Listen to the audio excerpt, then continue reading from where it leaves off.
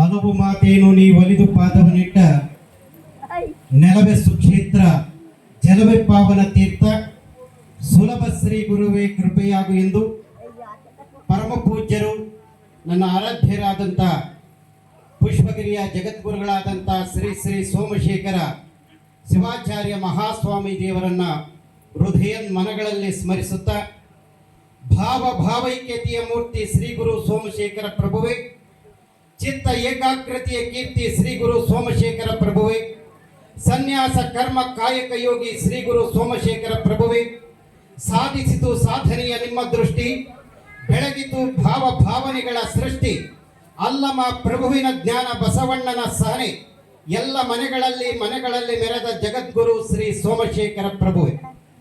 ತಮ್ಮೆಲ್ಲರ ಚಪ್ಪಾಳೆಯೊಂದಿಗೆ ಇವತ್ತು ಏನು ಪುಷ್ಪಗಿರಿ ಮಹಾ ತಪ್ಪಲಿನಲ್ಲಿ ಗುರು ಪೌರ್ಣಮಿಯನ್ನು ಆಚರಣೆಯನ್ನು ಮಾಡ್ತಾ ಇದ್ದೀವಿ.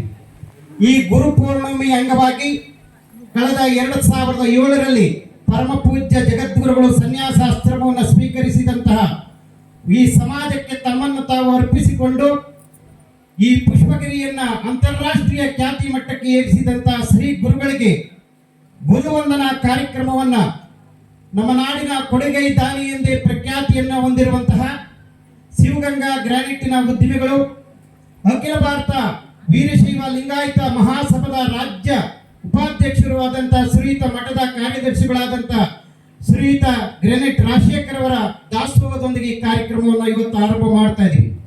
ಈ ಕಾರ್ಯಕ್ರಮಕ್ಕೆ ದಿವ್ಯ ಸಾನ್ನಿಧ್ಯವನ್ನು ವಹಿಸಿರುವಂತಹ ಶ್ರೀಮಂತ್ ಶ್ರೀಶೈಲ ಸೂರ್ಯ ಸಿಂಹಾಸನಾಧೀಶ್ವರ 1108 ಜಗದ್ಗುರು ಪರಮ ಪೂಜ್ಯ ಜಗದ್ಗುರು ಶ್ರೀ ಶ್ರೀ ಸೋಮಶೇಖರ ಶಿವಾಚಾರ್ಯ ಮಹಾಸ್ವಾಮಿಗಳವರು ಚಿಲುಕೂರು ಯಲಗುಂದ ಗುಣಶೆಟ್ಟಿಹಳ್ಳಿ ಏಕೀಕೃತ ಮಹಾಸಂಸ್ಥಾನ ಶ್ರೀಮಠ ಇವರಿಗೆ ಭಕ್ತ ಕೋಟಿ ವತಿಯಿಂದ ತಮ್ಮೆಲ್ಲರ ಪರವಾಗಿ ಶರಣಾರ್ಥಿ ಸ್ವಾಗತವನ್ನು ಬಯಸ್ತಾ ಇದ್ದಾರೆ.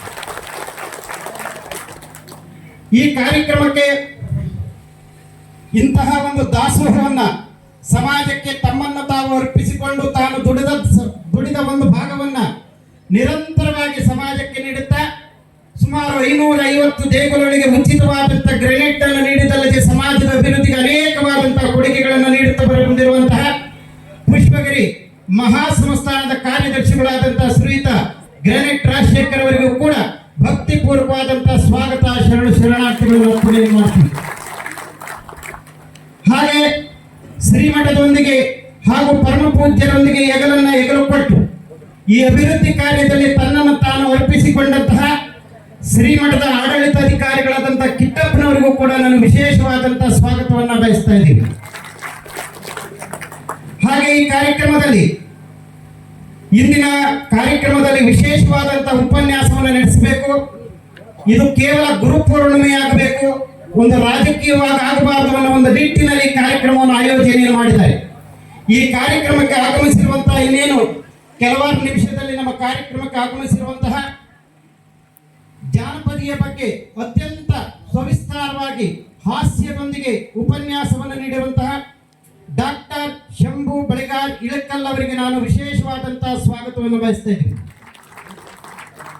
ಹಾಗೆ ಈ ನಾಡಿನಲ್ಲಿ ಶರಣ ಸಂಸ್ಕೃತಿಯ ಚಿಂತನೆಯನ್ನ ವಿಶೇಷವಾಗಿ 12ನೇ ಶತಮಾನದ ಬಸವಾದಿ ಶರಣರ ಬದುಕು ಬರವಣಿಗೆಗಳ ಬಗ್ಗೆ, ವಚನ ಸಾಹಿತ್ಯದ ಬಗ್ಗೆ ಸುಮಾರು 100 ಮಠಗಳಿಗೆ ಹೋಗಿ ಉಪನ್ಯಾಸವನ್ನು ಕೊಟ್ಟು ಕೀರ್ತಿಗೆ ಪಾತ್ರರಾಗಿವ ಬಸವಾದಿ ಶರಣರ ಆದರ್ಶಗಳ ಗುಣಗಳನ್ನು ತಮ್ಮ ಮೈಯಲ್ಲಿ ಅಳವಡಿಸಿಕೊಂಡಿರುವಂತಹ ಶ್ರೀಯುತರಾದಂತಹ ಡಾಕ್ಟರ್ ಜಿ.ವಿ. ಮಂಜುನಾಥ್ ಅವರು ಶರಣ ಸಂಸ್ಕೃತಿ ಚಿಂತಕರು ಸಿಂಗಟಿಕೆರೆ, ಇವರಿಗೂ ಕೂಡ ನಾನು ಶ್ರೀಮಠದ ವತಿಯಿಂದ ವಿಶೇಷವಾದಂತಹ ಸ್ವಾಗತವನ್ನು ಕೋರಲಿಕ್ಕೆ ಇಷ್ಟಪಡ್ತೀನಿ.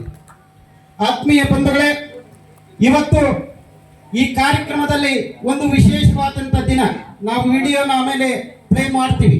ಏನು ನಮ್ಮ ಪರಮ ಪೂಜ್ಯರು ಕೇವಲ ಶ್ರೀಮಠ ಯಾವತ್ತೂ ಕೂಡ ಒಂದು ಜಾತಿ ಧರ್ಮ ವರ್ಗಕ್ಕೆ ಸೀಮಿತವಾಗಬಾರದು ಅನ್ನೋ ಒಂದು ನಿಟ್ಟಿನಲ್ಲಿ ಈಗಾಗಲೇ ಪುಷ್ಪಗಿರಿ ಗ್ರಾಮೀಣ ಅಭಿವೃದ್ಧಿ ಸಂಘವನ್ನು ಸ್ಥಾಪನೆ ಮಾಡಿ ಅತ್ಯಂತ ಯಶಸ್ಸನ್ನು ಕಂಡಿದ್ದಾರೆ. ಅಂತೆಯೇ ಇವತ್ತು ನಾವು ಪುಷ್ಪಗಿರಿ ರಾಷ್ಟ್ರೀಯ ಧಾರ್ಮಿಕ ಪರಿಷತ್ತನ್ನು ಆರಂಭ ಮಾಡ್ತಾ ಇದ್ವಿ. ಅದಕ್ಕೆ ಬಂದಿರುವಂತ ಎಲ್ಲ ನಮ್ಮ ಪದಾಧಿಕಾರಿಗಳಿಗೂ ಸದಸ್ಯರಿಗೂ ಕೂಡ ವಿಶೇಷವಾದಂತಹ ಸ್ವಾಗತವನ್ನು ಕೋರ್ತಾ ಇದ್ದೀವಿ.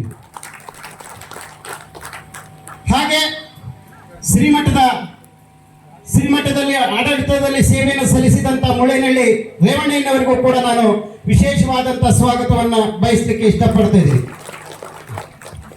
ವಿಶೇಷವಾಗಿ ಇದೇ ಜುಲೈನಲ್ಲಿ ಹಾಸನ ಆಕಾಶವಾಣಿ ಅಂತಂದ್ರೆ ವಿಜಯ್ ಅಂಗಡಿ ಅಂದ್ರೆ ನಮ್ಮ ಹಾಸನ ಆಕಾಶವಾಣಿ.